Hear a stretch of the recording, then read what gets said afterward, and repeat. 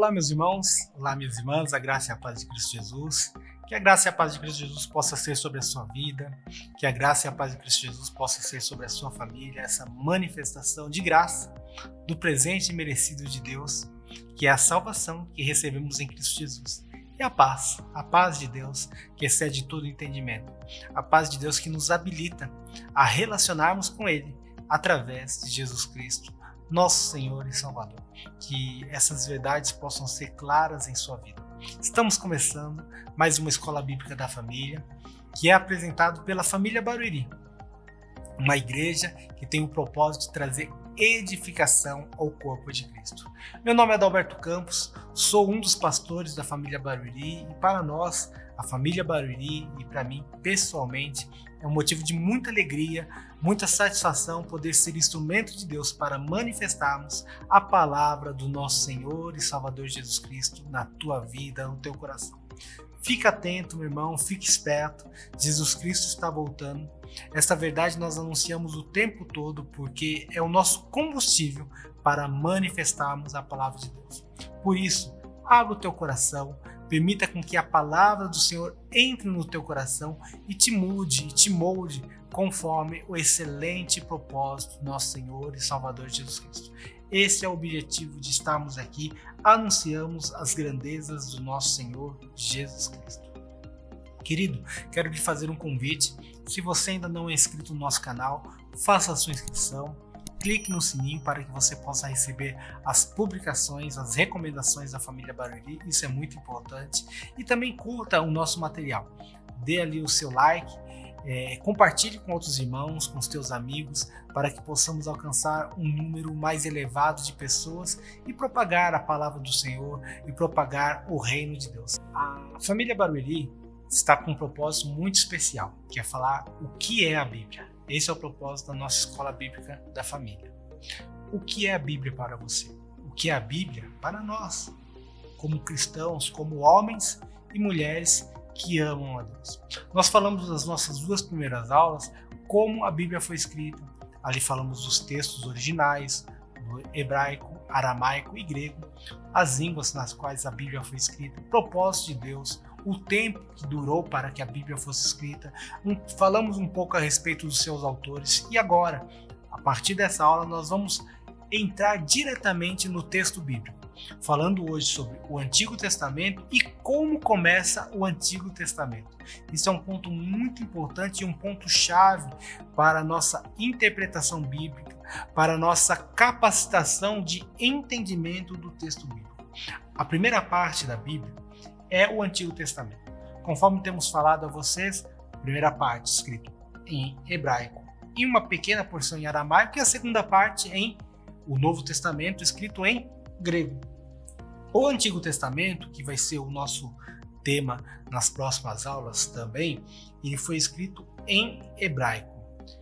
Testamento, a palavra testamento significa acordo. A palavra testamento, ela significa promessa.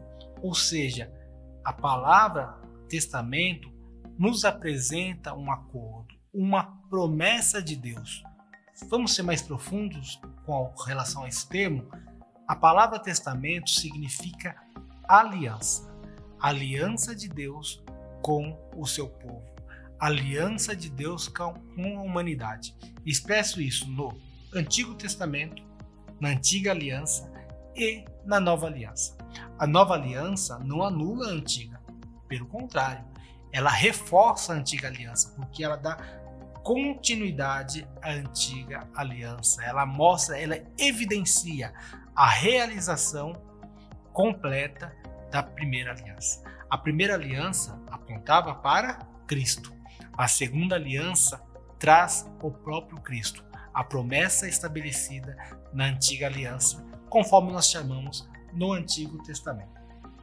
A Antiga Aliança, ela tem algumas marcas muito especiais mesmo. E uma das marcas mais especiais que nós temos é a marca do dilúvio.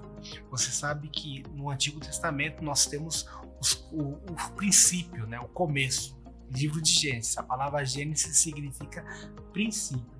E lá no livro de Gênesis, no Antigo Testamento, nós vemos a aliança de Deus com Noé, que é estabelecida no livro de Gênesis, capítulo 9, versículo 11 ao 13, que diz assim: Estabeleça a minha aliança convosco. Não será mais destruída toda a carne por águas do dilúvio, nem mais haverá dilúvio para destruir a terra. Disse Deus: Este é o sinal da minha aliança que faço entre mim e vós, e entre todos os seres viventes, que estão convosco para perpétuas gerações.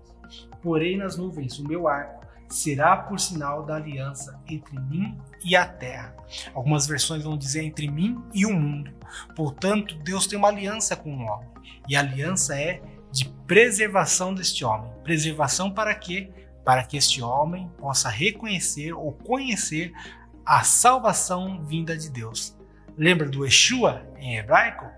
Jesus em português? Yesu em grego? Sim, Jesus é a provisão de Deus. A provisão de Deus para trazer redenção ao homem. Então, a antiga aliança, o Antigo Testamento, ele é repleto de firmamentos, ou de afirmações desta aliança. E uma delas é expressa aqui no livro de Gênesis, no capítulo 9, versículo 11, logo após ali o dilúvio. Isso é um ponto muito importante. Os livros do Antigo Testamento, eles foram escritos cerca de 500, 400 anos antes de Cristo. E todos os livros foram escritos. O fechamento do Antigo Testamento é feito assim. O Antigo Testamento, nós dividimos ele em alguns pontos. Primeiro, nós dividimos entre os livros da lei, que são chamados o Pentateuco. Pentateuco é uma palavra grega. Não está na Bíblia, evidentemente, esse termo, mas representam os 5 primeiros livros, que é Gênesis, Êxodo, Levíticos, Números e Deuteronômios. Então ali estão os livros da lei. Sobre esse material nós iremos falar hoje e na próxima aula também nós iremos tratar sobre esse assunto. Depois nós temos os livros históricos, os livros que traçam ali as histórias de Israel, que vão ser desde Josué até Esther. Vou mudando agora para um outro panorama, que são os livros chamados os livros proféticos e os livros poéticos, traçados ali que vão do livro de Jó até o livro de Cantares de Salomão. E por último, o último grupo de livros do Antigo Testamento que tratamos são os livros proféticos, que vai de Isaías até Malaquias. E esse grupo é dividido entre os profetas maiores e os profetas menores.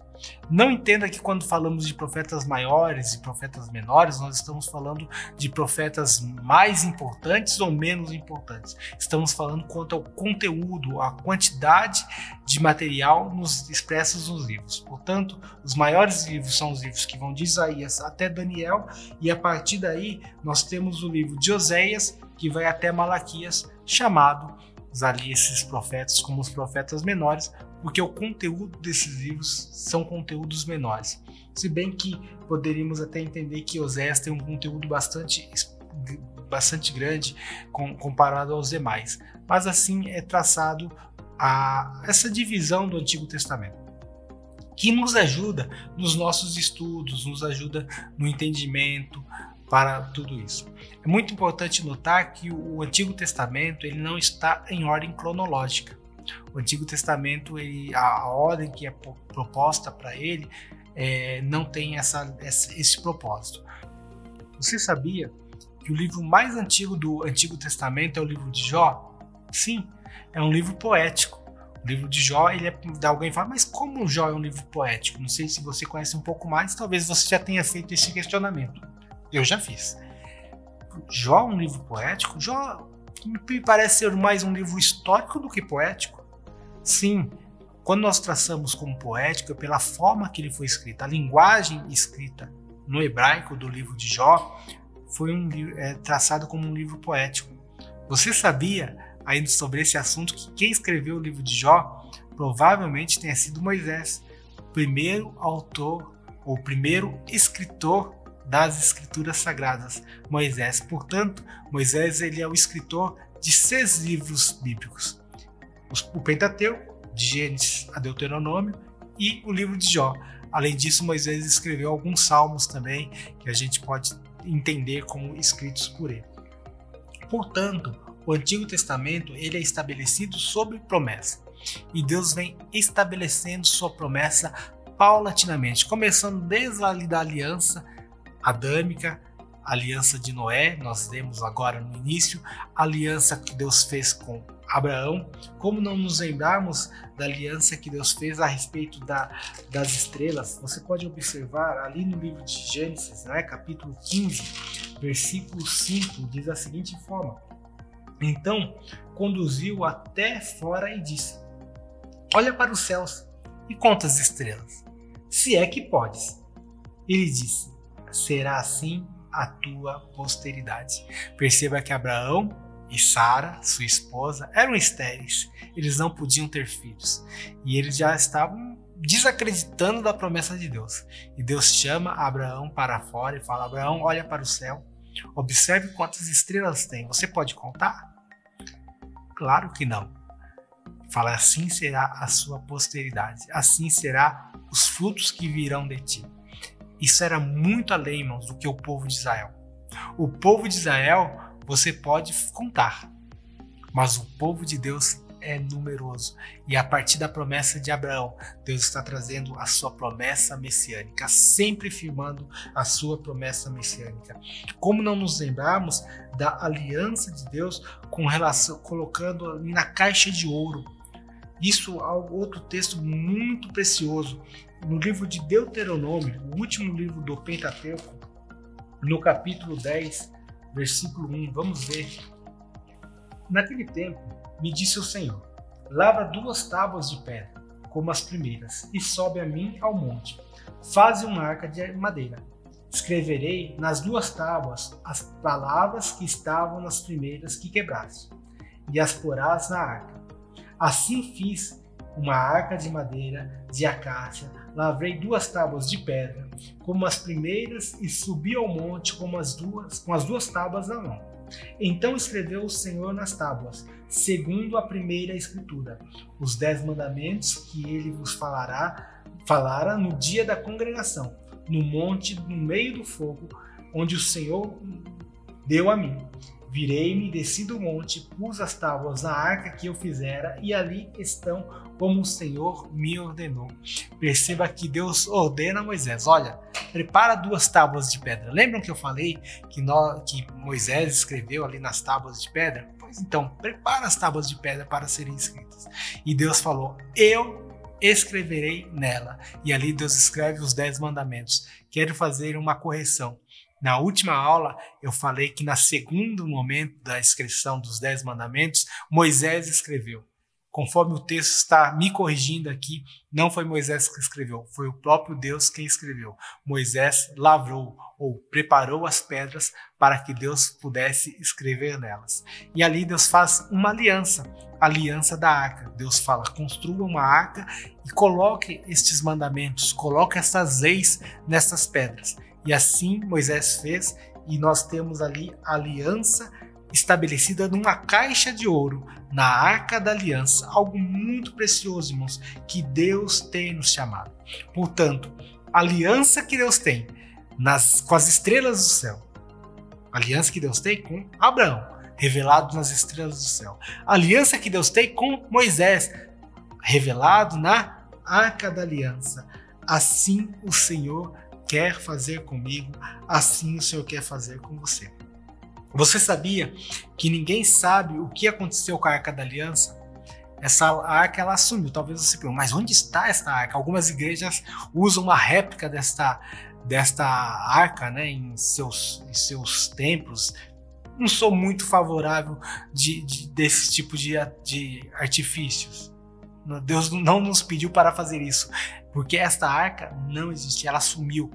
Quando Nabucodonosor invadiu o templo de Jerusalém e destruiu Jerusalém, ele levou todos os utensílios do templo, e nesse tempo a arca se perdeu, e até hoje ninguém sabe o que aconteceu com a arca da aliança e com as pedras, salvo evidentemente o nosso Senhor, que reservou esse tempo para um momento de revelação a nós, se o Senhor assim o quiser, ok?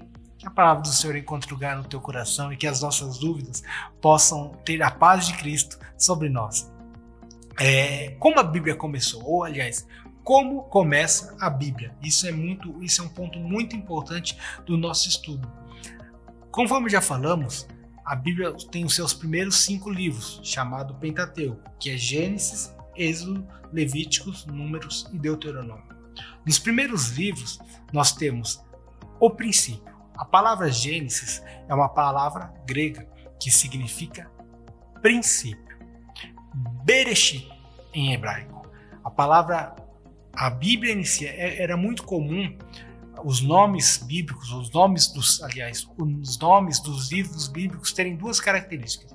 Ou eles são o nome do autor, no caso Samuel, 1º e 2º Samuel, ou para aqueles que receberam aquele material, no caso de Timóteo, Tito, Hebreus, a igreja hebreia ali, ou as igrejas, o autor no caso de Pedro. E era muito comum que os nomes dos livros bíblicos começassem com a primeira palavra.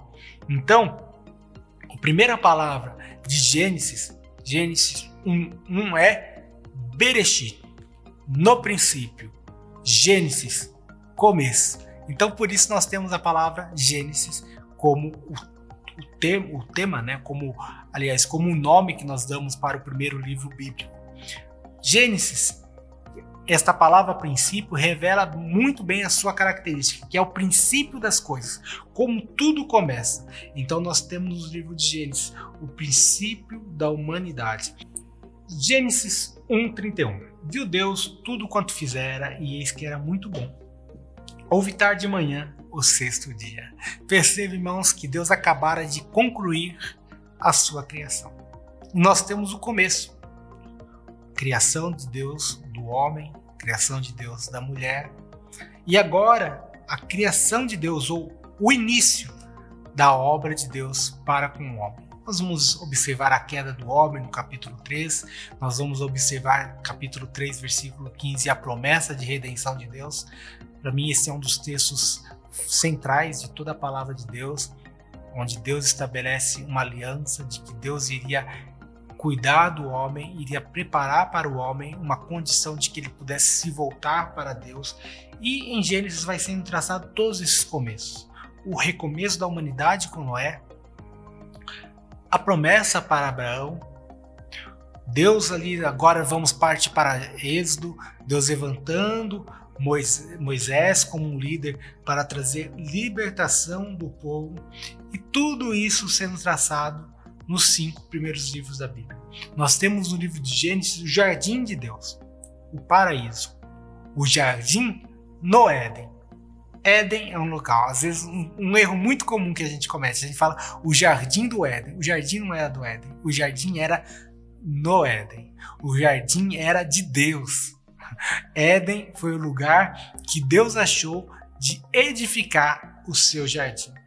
Ficava um lugar estratégico onde Deus se relacionava com o homem.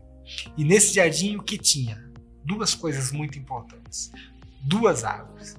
A árvore da vida e a árvore do conhecimento do bem e do mal. E a árvore do conhecimento do bem e do mal, Deus falou para Adão: Adão, não coma desta árvore. Adão, melhor é, nem toque nesta árvore, porque o dia que você comer, você morrerá.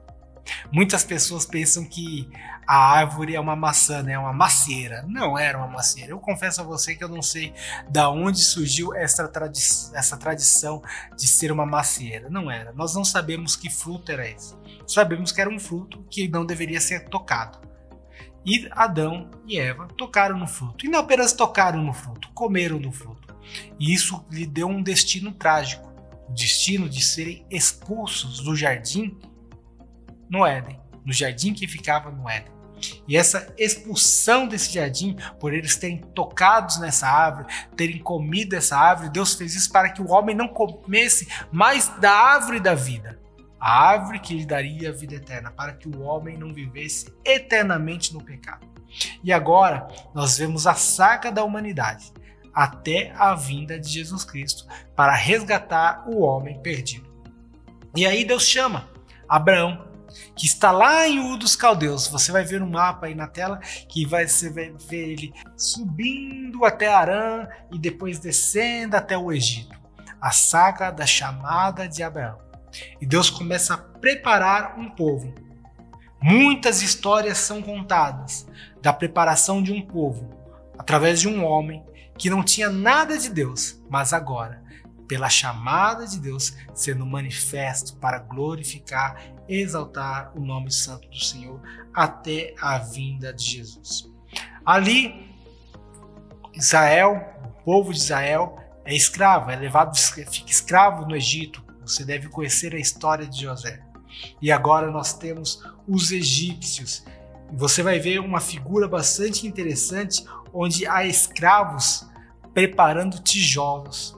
Provavelmente uma gravura, provavelmente um desenho ali, um mapa não, né? Uma gravura mesmo, um quadro mostrando os israelitas que preparavam tijolos para as construções das grandes obras faraônicas. E até a chegada da libertação do povo de Israel através de Moisés. Lembram-se da passagem do Mar Vermelho? Lembram-se das pragas do Egito? Lembram-se de Deus falando com Moisés na sarça ardente? Sim, são histórias que o livro do Êxodo contam para nos trazer memória do propósito de Deus para a humanidade através do povo de Israel. Nossa aula para por aqui hoje. Na próxima semana nós continuaremos falando sobre a história do povo de Israel. Nós vamos falar mais sobre a lei estabelecida lá em Êxodo, Deuteronômio e um pouco mais da história de Israel e avançaremos isso. Vamos orar ao Senhor. Pai Santo, nós queremos dar graças ao Senhor, porque o Senhor nos chamou para a salvação.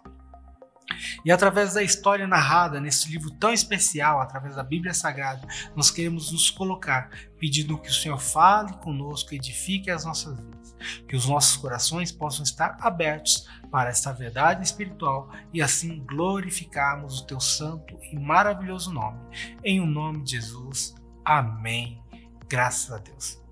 Deus te abençoe, meu querido. Até a próxima semana, se assim o Senhor permitir. Fique atento às nossas publicações. Sempre uma mensagem, uma palavra de edificação para a Igreja de Cristo. Que o Senhor abençoe a tua vida. Tenha uma semana excelente na presença de Cristo. E até a próxima publicação, se assim o Senhor permitir.